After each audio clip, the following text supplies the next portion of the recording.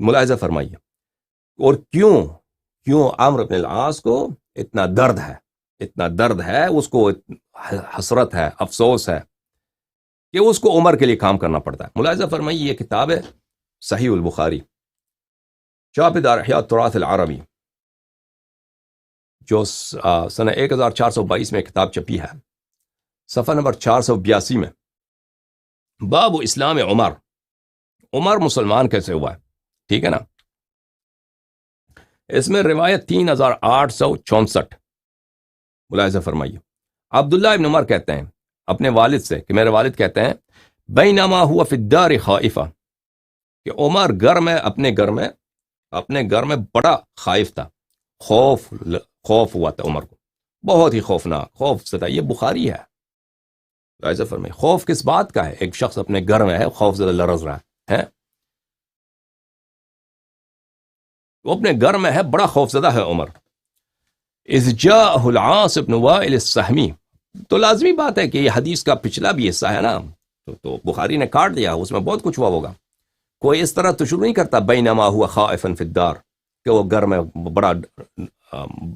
بڑا ڈر کے مارا تھا. کہانی اس سے پیچھے بھی ہے, لیکن اس میں جو بھی مصلحت انہوں نے دیکھا ہے اس کو ان لوگوں نے ذکر نہیں کیا. اس وقت کیا ہے, عاص ابن وائل السہمی یعنی عمرو بن العاص کا باپ, وہ آیا. ابو عمرن, جو عمر کا باپ ہے, عمر کا باپ ہے کون؟ عمرو بن العاص کا والد ہے. علیہ حلت حبرت وقمیص مکفوف بحریر, وہ آیا بڑا شاندار لباس میں. حلہ جو بہترین قسم کا جو اوور کوٹ ہوتا ہے, وہ اس نے پہنا ہوا ہے, اور ایک قمیص ہے جو بالکل وہ ریشم کے ساتھ اس کی تزئین ہے, بہترین اس نے پہنا ہوا ہے.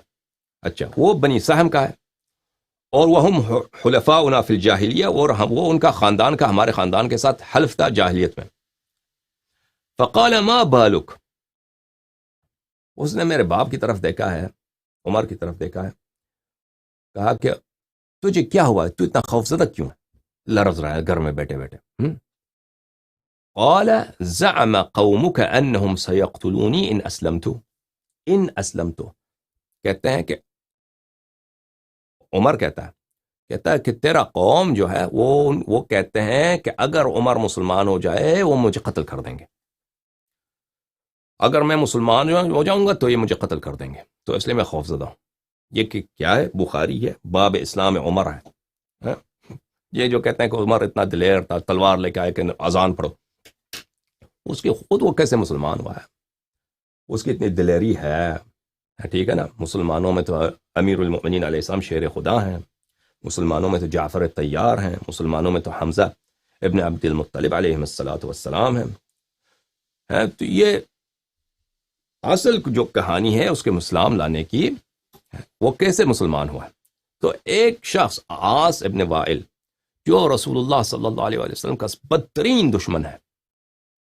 بسم اللہ الرحمن الرحیم, انا اعطیناک الکوثر فصل لربک وانحر ان شانئک هو الابتر.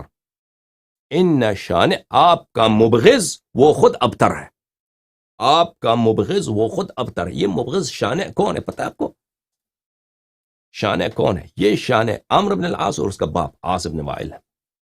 عمرو بن العاص اور اس کا باپ عاص بن وائل, یعنی وہ ابھی میں دکھاؤں گا آپ کو, جو شخص بدترین دشمن ہے رسول پاک صلی اللہ علیہ وآلہ وسلم کا, جس کو اللہ نے قرآن کریم میں دشمن رسول صلی اللہ علیہ وآلہ وسلم پکارا ہے. ٹھیک ہے نا. وہ آیا ہے اس سے ملنے کیونکہ اس کا حلیف ہے کہ بھئی تجھے کیا ہے, تو اتنا ڈرا ہوا کیوں ہے, ڈرتا کیوں ہے, خوفزدہ کیوں ہے. کہتا ہے لوگ مجھے مار دیں گے اگر میں مسلمان ہو جاؤں. تو پھر اس نے پناہ دی اس کو, معاف کیجیے گا قلم گر گیا, اس نے پناہ دے دی اس کو. قال لا سبیل الیک, لا سبیل الیک. آس نے کہا کہ آس نے, وہ جو شانع تھا رسول پاک صلی اللہ علیہ وآلہ وسلم کا دشمن, وہ آخر تک مسلمان بھی نہیں ہوا. اس نے کہا کہ نہیں, تجھے کوئی, میں کسی کو نہیں چھوڑنے دوں گا, تیرا کوئی مزاحم نہیں بنے گا، تجھے کوئی نہیں مارے گا. بعد ان قالها آمنت، عمر کہتا ہے کہ اس کے بعد جب اس نے مجھے تسلی دیا تو پھر میں نے ایمان لایا.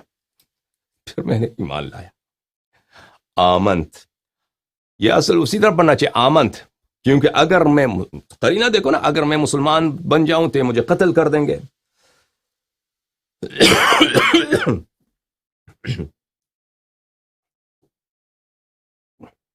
وہ سردار ہے بھائی، بہت بہترین لباس پہن کے آیا ہوا ہے، وہ نخرے والا مغرور سردار، وہ کہتا ہے نہیں تجھے میں نے پناہ دیا، تو اس کے بعد میں ایمان لایا ہوں. یا مثلا یہ لوگ جو بخاری کے شراح ہیں وہ اس طرح تو نہیں پڑھنا چاہتے، وہ سے کہتے ہیں امنت، بعد ان قالها امنت، یعنی اس نے جب کہا تو پھر مجھے تسلی ہو گیا، پھر میرا خوف اٹھ گیا میرے سے، میں خوف زدہ تھا.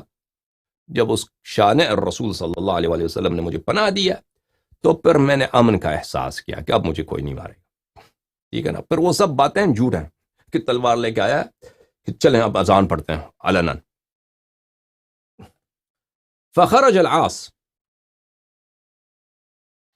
عاص عمر کے گھر سے نکل گیا. فلقی الناس سال بهم الوادی، اس نے لوگوں کو دیکھا کہ لوگ وہاں پہ کچھ ان کا اجتماع ہے، وہ کہتے ہیں عمر کو مارتے ہیں، یہ مسلمان بننا چاہتا ہے، اس کو مارتے ہیں.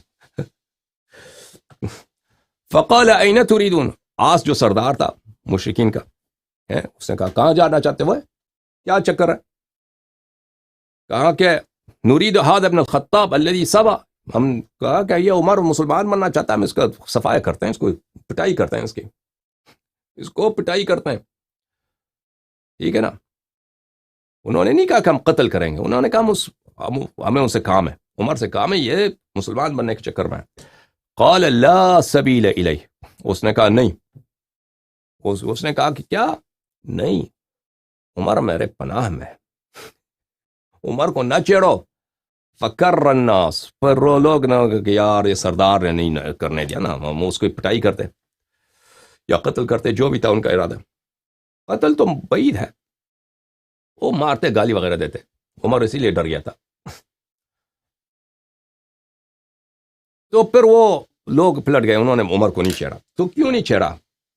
تو عاص ابن وائل کا یہ کیا ہے، عاص کا ان پہ احسان ہے. عاص ابن وائل اور عمرو عاص کے والد کے پروٹیکشن میں رہنے والے لوگ ہیں. اچھا، میں نے کہا ان شان اکل ابتر هو الابتر کون ہے؟ یہ عمرو بن العاص، کیونکہ یہ لوگوں نے، عمرو بن العاص نے رسول اللہ صلی اللہ علیہ وآلہ وسلم کے حج میں ایک قصیدہ لکھا تھا اس نے، جب مکے کے رسول اللہ صلی اللہ علیہ وآلہ وسلم مکے میں تھے، اور اس کے والد تو ان کو وہ تو کہتے تھے کہ رسول اللہ صلی اللہ علیہ وسلم جشن مناتے تھے کہ ان کا کوئی بیٹا نہیں ہے، کیونکہ ان کے جو بیٹے جو تھے، ایک جناب قاسم علیہ السلام تھے، جناب عبداللہ تھے، یہ ان کا وفات ہو گیا تھا بچپن میں، اور جب ان کے وفات ہو گیا تھا تو وہ خوش ہو گئے تھے کفار قریش، اور کہا تھا کہ رسول اللہ صلی اللہ علیہ وسلم نستجیر باللہ، ان کی نسل نہیں، ابتر، ان کی کوئی نسل نہیں رہے گی. تو اللہ تعالیٰ نے کہا کہ جو تیرا مبغض ہے، جو تیرا شانع ہے، ان شانعک هو الابتر، وہ ابتر ہے. ٹھیک ہے نا.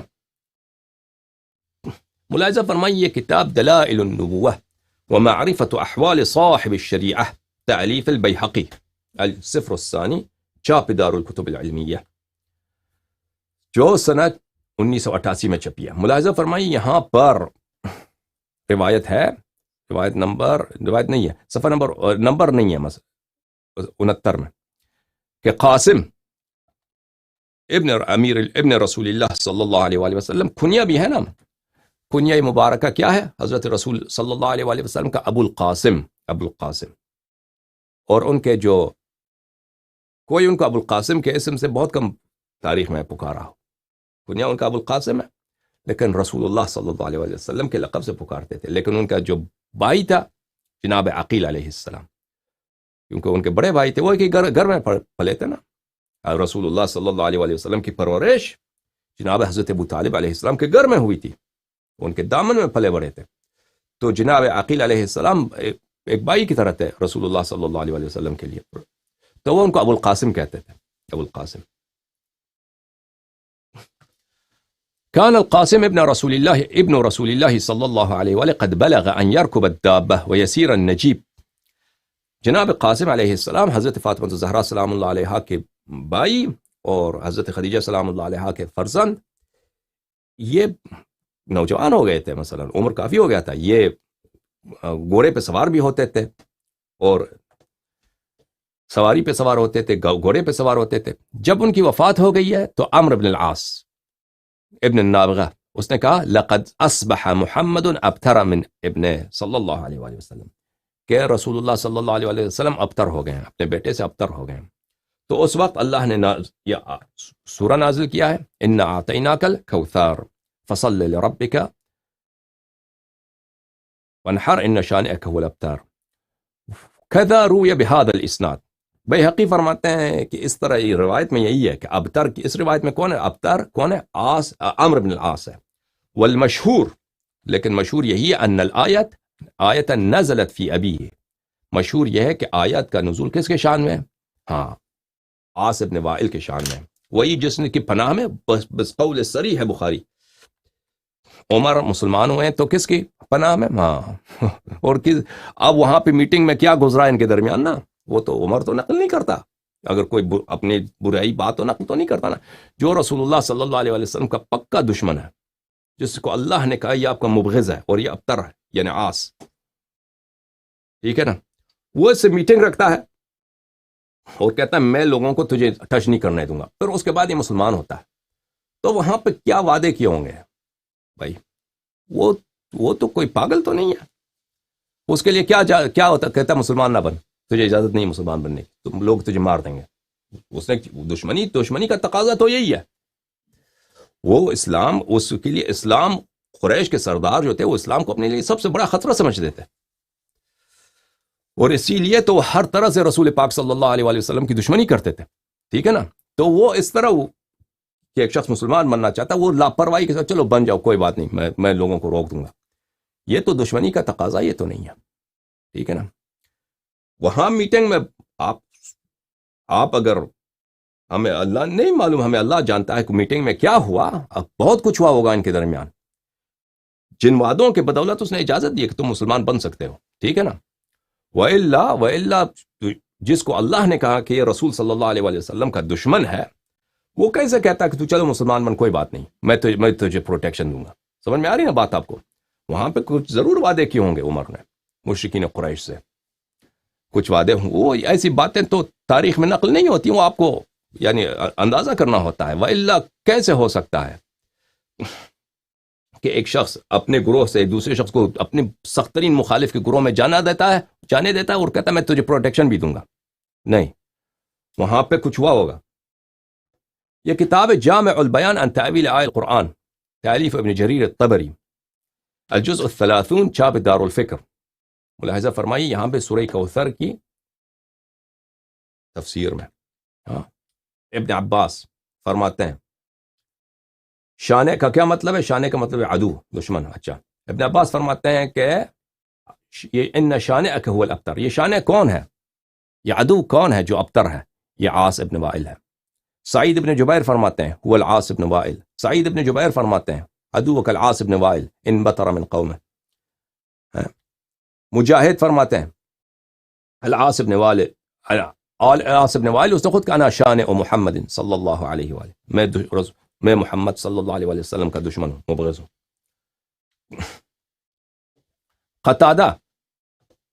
قتادہ فرماتے ہیں شانئ کون ہے؟ شانئ عاص ابن وائل ہے.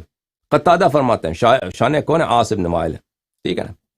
عاص ابن وائل جس کو اللہ نے کہا یہ رسول صلی اللہ علیہ وآلہ وسلم کا دشمن، شانئ دشمن ہے، ابتر ہے، قیامت تک اس کے ماتھے پہ لعنت کی قرآن نے، ٹھیک ہے نا. اور قیامت تک بغض نبی صلی اللہ علیہ وآلہ وسلم، بلکہ ابد تک بغض نبی صلی اللہ علیہ وآلہ وسلم کا ٹپا لگ دے اس کے ماتھے پر. وہ شخص کون ہے؟ حامی ہے عمر کا اور اس کے سپورٹ میں یہ شخص مسلمان ہوا ہے.